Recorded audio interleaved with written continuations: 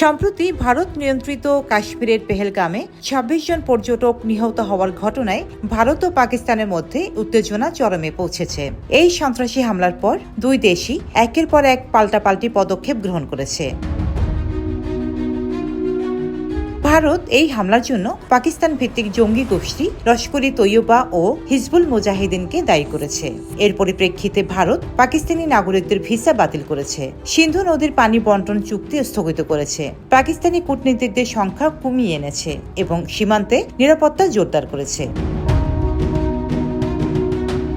অপরদিকে পাকিস্তান ভারতের অভিযোগ অস্বীকার করে পাল্টা পদক্ষেপ গ্রহণ করেছে। ভারতীয় নাগরিকদের ভিসা বাতিল করেছে, ভারতের সঙ্গে বাণিজ্য ও আকাশসীমা বন্ধ করেছে এবং সীমান্তে অতিরিক্ত সেনা মোতায়েন করেছে।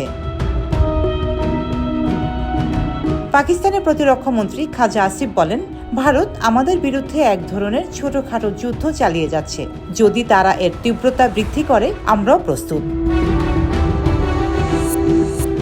সীমান্তে দুই দেশের সেনাবাহিনীর মধ্যে গোলাগুলির ঘটনা ঘটেছে, যদিও কোনো পক্ষই বড় ধরনের ক্ষয়ক্ষতির কথা জানায়নি। তবে পরিস্থিতি উদ্বেগজনক। জাতিসংঘ উভয় দেশকেই সংযম প্রদর্শনের আহ্বান জানিয়েছে।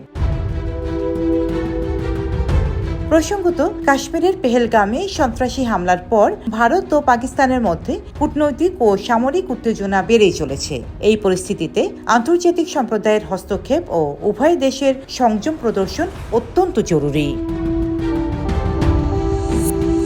রোজিনা রোজি, দেশকাল নিউজ।